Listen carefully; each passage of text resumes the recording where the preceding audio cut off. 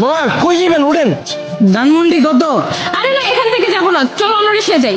অন্য রিক্সা কেন? এই রিক্সা কি সমস্যা? এখান থেকে রিক্সাওয়ালারা ভাড়া বেশি চায়, হেঁটে গিয়ে সামনে থেকে নেই, ভাড়া কম পাবো। মামা আপনারা খুশি হয়ে যা দিবেন এটাই সই, উঠেন। আরে তুমি জানো না, ওরা এই কথা বলে, পরে রিক্সা থেকে নামার সময় কাহিনী শুরু করে দেয়। তুমি তো কাহিনী করতেছো। একটু আগে বাসের হেল্পারে দেখে গেলে বাসে উঠবো না, কেন আবার রিক্সাও তোমার সমস্যা, সব জায়গায় গেলে তোমার সমস্যা আর সমস্যা। আমার পা ব্যথা হয়ে গেছে, আমি হাঁটতে পারবো না, আমি রিক্সায় যাবো। ওঠো হ্যাঁ মামা, আমি ওইটাই কইতাছি, এই জায়গায় অন্য কোনো রিক্সা পাইবেন না, উঠেন। ওঠো ওঠো, চলো মামা। কি খেলা দেখাইলি রে টুম্পা, শিখলাম। মামা তুমি টুম্বা কই লাগে? টুম্বা কেডা? মামা কঠিন কাহিনী, আমার গার্লফ্রেন্ডের নাম ছিল টুম্পা। কি কও মামা? আমার গার্লফ্রেন্ডের নাম তো টুম্পা। কি কও মামা, আসলেই? হ্যাঁ, কিন্তু মামা তুমি রিক্সা চালাও ও প্রেমও করো, ব্যাপারটা কিন্তু ইন্টারেস্টিং। না মামা, প্রেম করি না তো, করতাম। আর রিক্সা চালায় তো প্রেম করি নাই মামা, ওর লাগে প্রেম করছি দেখে আজকে আমার রিক্সা চালাইতে হইতাছে, আর নাহলে তো মামা আজকে আপনার জায়গায় থাকতাম। আরে টুম্পা, তোর লাগে প্রেম কইরা আজকে আমার হাতে হ্যান্ডেল পায়ে প্যাডেল। কি কও মামা? প্রেম করে মানুষ দেবদাস হয়ে যায় শুনছি, কিন্তু প্রেমের লাগে মানুষ রিক্সা চালায় এটা প্রথম শুনলাম। মামা তোমার কাহিনীটা কিন্তু ইন্টারেস্টিং লাগতেছে, গল্পটা কও শুনি। আরে বাবু কি শুরু করছো? ওনার এই ফালতু গল্প শুনে আমাদের সময় নষ্ট করে লাভ আছে। চাচিতে চলো, তুমি হেডফোন বের করো, আমরা গান শুনি। আরে না, মামার কাহিনীটা অনেক ইন্টারেস্টিং, মামা তুমি কও। না মামা থাক, বাদ দেন, মামি উনতে চাইতেছে না, পরে দেখা গেল আমার কাহিনী উন্না চিত্তা যাইব। আরে মামা তুমি তোমার গার্লফ্রেন্ডের কাহিনী কইবা, এটা তো হয় চেতবকে, কও মামা শুনি।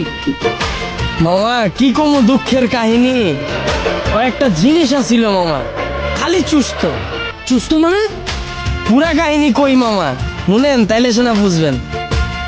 ওর মায়ায় বইরা মামা একটা চাকরি করতাম, ওই চাকরিটাও গেছে গা।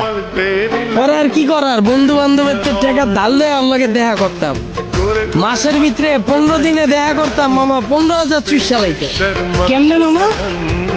মামা হয়তো মাইয়া ছিল না মামা, হয়তো পিসাচা ছিল, রক্তের মতো টাকা খালি চুইসা খায়া ফেলাইতো।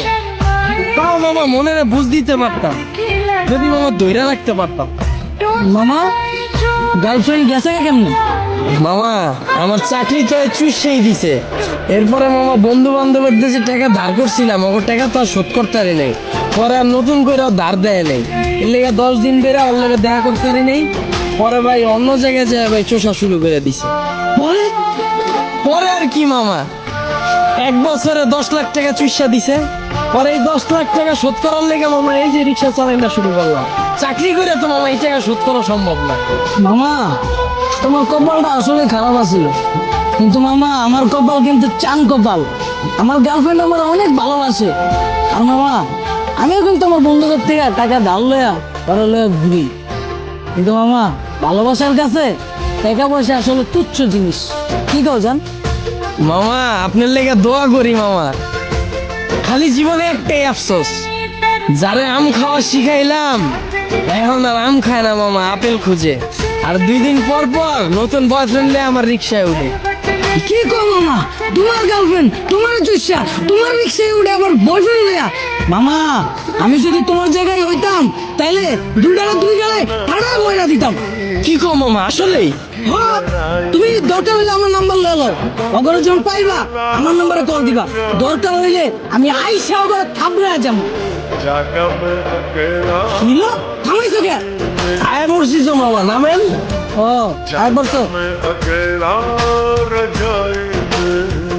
কত দিন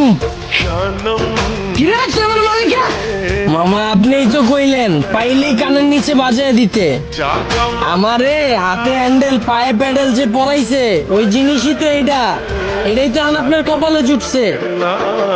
আর আপনি কইলেন না হেল্পাররে দেখা উঠতে চায় না এই বাসে, ওই হেল্পারও আমার মতোই চাকরি করতো, ওরে চুইসা হেল্পার বানায় দিছে, এরপর আপনারা ধরছে।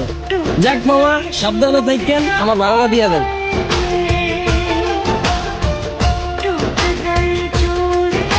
আর মামা চুষা শেষ হইলে যদি রিক্সা লাগে আমার জানেন মামা, রিক্সা আমার পরিচিত আছে এলাকায়। কি খেলা দেখাইলি রে টুম্পা, শিখলাম।